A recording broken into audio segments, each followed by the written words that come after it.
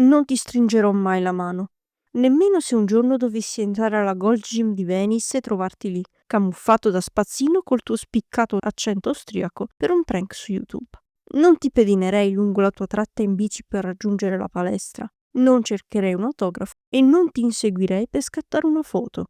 La mano preferisco stringerla a chi ha fatto e continua a fare qualcosa di concreto per la community.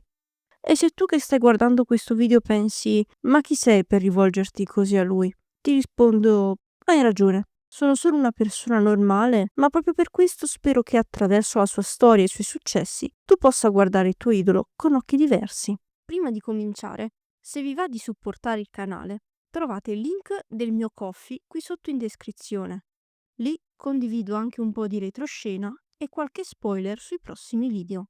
Partiamo dalla carriera di bodybuilder, la parte più semplice da affrontare e la più conosciuta dal pubblico. Ripercorriamo le gare che hanno forgiato il mito e lo hanno reso il primo professionista con 6 vittorie di fila al Mister Olympia. Nel 1970 la rivalità con Sergio Oliva era accesa, soprattutto dopo la batosta subita nel Mister Olympia dell'anno precedente. Dopo averlo battuto al Mr. World in Ohio, Arnold la sera stessa a una cena confessa a Sergio che, se fosse stato più grosso, non sarebbe riuscito a batterlo. Sergio cade nel tranello. Nelle 2 settimane che separavano quella gara dall'Olimpia si mise a mangiare e a metter su peso, arrivando sul palco più appannato. D'altro canto Arnold si presentò migliorato rispetto all'edizione precedente.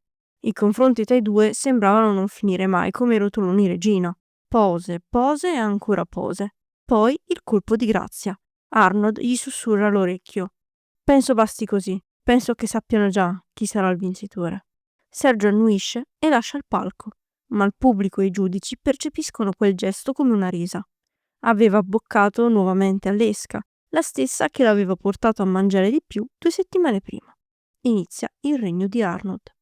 Nel 1971, per questioni di politica della federazione, Joe Weider decide che chiunque abbia gareggiato in federazioni rivali degli FBB non avrebbe potuto partecipare all'Olimpia. Il risultato è desolante. Arnold si trova solo sul palco e vince automaticamente, senza nessuna opposizione. Nel 1972 il Mister Olympia si tiene a Essen, nella Germania Ovest. Arnold si presenta da campione in carica, ma questa volta trova davanti a sé un Sergio Oliva diverso, più asciutto, più pieno, con una struttura che molti consideravano persino superiore per ampiezza e impatto.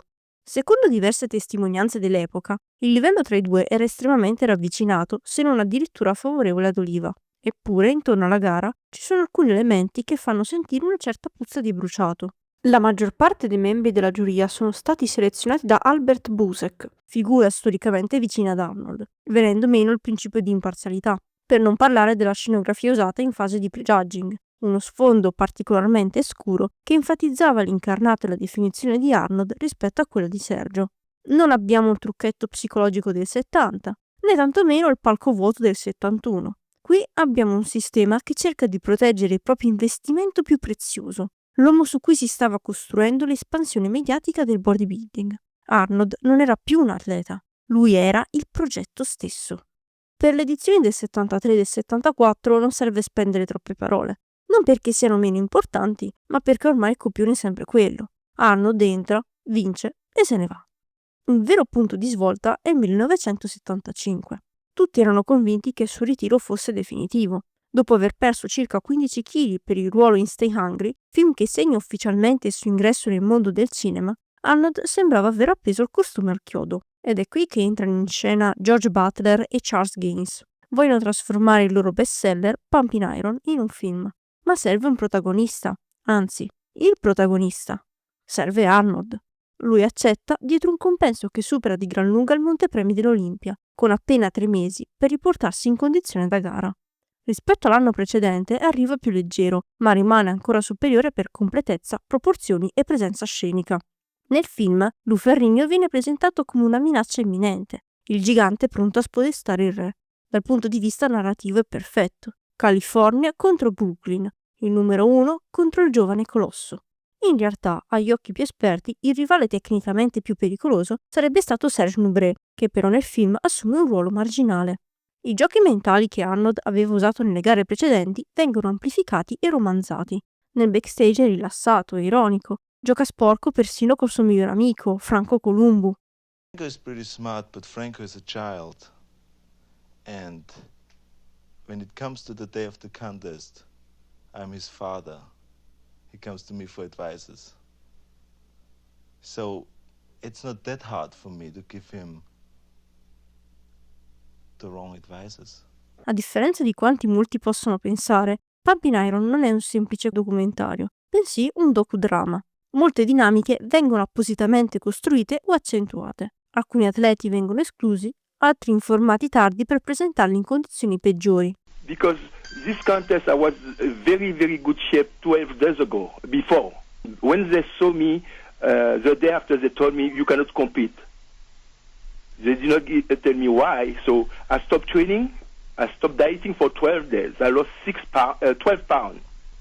And then the day before the prejudging, they told me, okay, Serge, you can compete. La celebre scena in cui racconta di aver saltato il funerale del padre per non interrompere la preparazione, anni dopo ammetterà che non era vera. Era una storia sentita da un altro atleta, rielaborata per scioccare il pubblico e rafforzare l'immagine dell'uomo disposto a tutto per vincere. Reality of it is that it never happened. My father never died before any competition. He died 3 months after a competition in 1972, and I saw him just shortly before he died. And we had a fantastic relationship.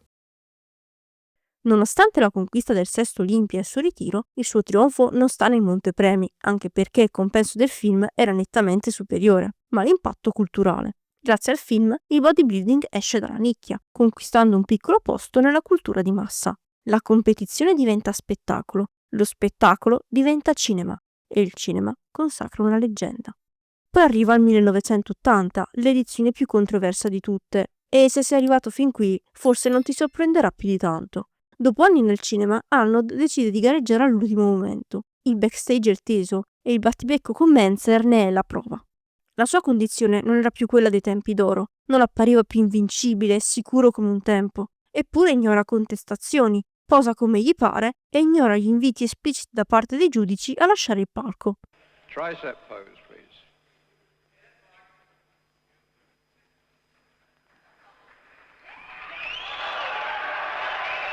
E vince. Scoppia la polemica. Alcuni dei giudici erano in rapporti stretti con lui, e parliamo di nomi come lo stesso Albert Busek, colui che lo introdusse nel mondo del bodybuilding, e Reg Park. Il risultato era stato pilotato dai suoi amici. I think what perhaps happened to me about 15-20 years ago is happening to you right now. And it's like a repetition, Yeah. that's what it is. Yeah. And I think that's why I looked up to you so much right from the beginning. He was a kid wanting to emulate what I'd done, so it was a great compliment to me, and I took it in that sense. Lo stesso Joe Weider anni dopo dichiarerà che Dickerson fosse il vero campione. La televisione si rifiuta di trasmettere i filmati. C'è un profondo silenzio stampa. Insomma, un'edizione da dimenticare, più delle altre. Negli anni successivi, tra un set di Conan e uno di Terminator, continua a orbitare intorno al mondo del bodybuilding con la sua presenza ingombrante.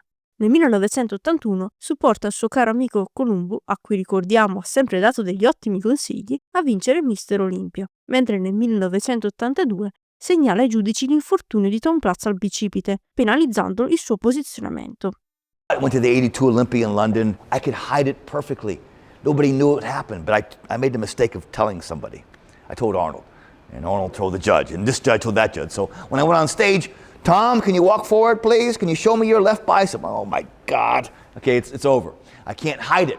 Nel 1989 fonda l'Arnold Classic, evento a cui si partecipa solo su invito, destinato a diventare il secondo evento del settore più importante al mondo, un po' per il suo nome e un po' per le polemiche che gli sono intorno. La più recente? Durante l'edizione del 2025, in particolare nel commentary live della categoria Men's Physique, un suo commento sui costumi troppo lunghi.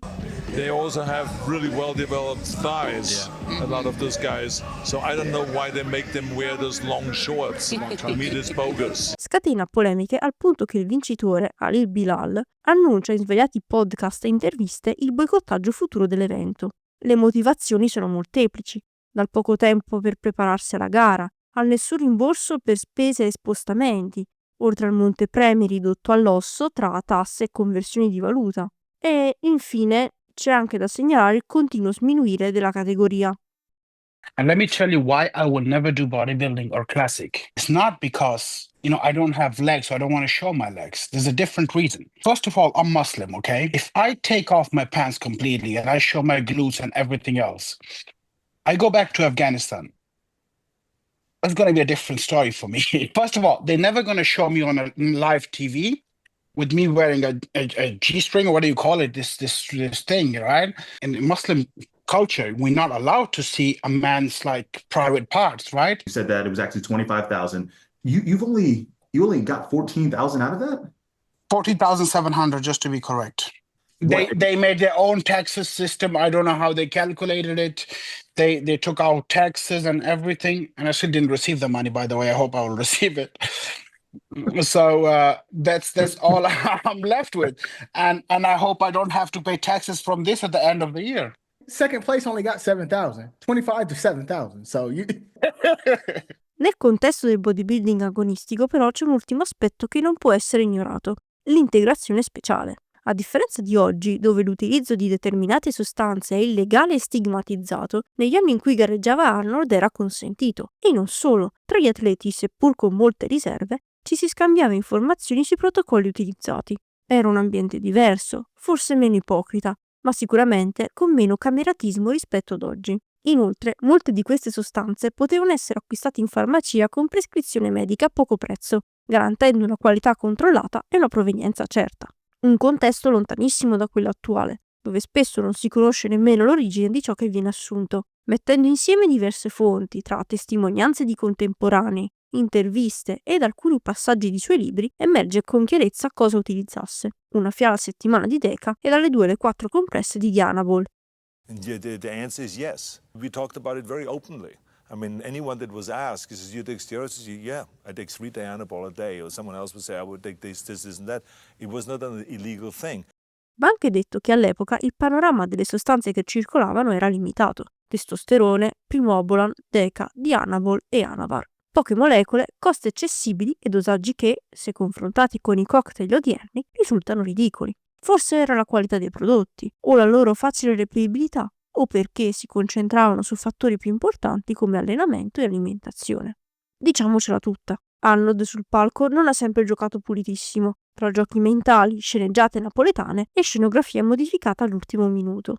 Io invece preferisco una cosa molto meno hollywoodiana, giocare pulito. Niente scorciatoie strane e di roba illegale non ne parliamo proprio. Non mi compete, non mi interessa e non è quello che ho intenzione di promuovere qui. Se volete integrare in modo sensato e di qualità, ma volete bene al vostro portafoglio, io mi trovo bene con HSN. Se vi va di supportare il canale potete usare il codice SaraDeRosa.